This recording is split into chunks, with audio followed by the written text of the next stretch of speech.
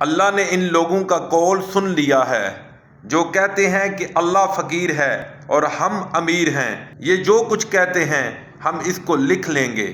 اور پیغمبروں کو جو ناحق قتل کرتے رہے ہیں اس کو بھی کلہ بند کر رکھیں گے، اور قیامت کے روز کہیں گے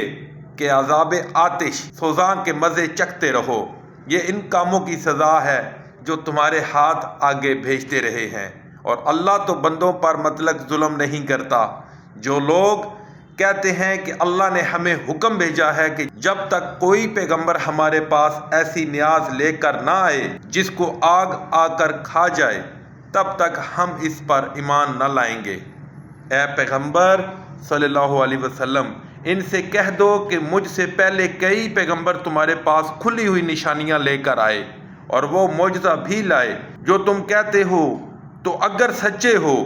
تو تم نے ان کو قتل کیوں کیا؟ پھر اگر یہ لوگ تم کو سچا نہ سمجھیں تو تم سے پہلے بہت سے پیغمبر کھلی ہوئی نشانیاں اور صفے اور روشن کتابیں لے کر آ چکے ہیں، اور لوگوں نے ان کو بھی سچا نہیں سمجھا۔ ہر متنفس کو موت کا مزہ چکھنا ہے، اور تم کو قیامت کے دن تمہارے اعمال کا پورا پورا بدلہ دیا جائے گا۔ تو جو شخص آتش جہنم سے دور رکھا گیا اور بہشت میں داخل کیا گیا وہ مراد کو پہنچ گیا، اور دنیا کی زندگی تو دھوکے کا سامان ہے۔ اے اہل ایمان، تمہارے مال و جان میں تمہاری آزمائش کی جائے گی، اور تم اہل کتاب سے اور ان لوگوں سے جو مشرک ہیں بہت سی ایذا کی باتیں سنو گے، تو اگر صبر اور پرہیزگاری کرتے رہو گے تو یہ بڑی ہمت کے کام ہیں۔ اور جب اللہ نے ان لوگوں سے جن کو کتاب عنایت کی گئی تھی اقرار لیا کہ جو کچھ اس میں لکھا ہے اسے صاف صاف بیان کرتے رہنا اور اس کی کسی بات کو نہ چھپانا،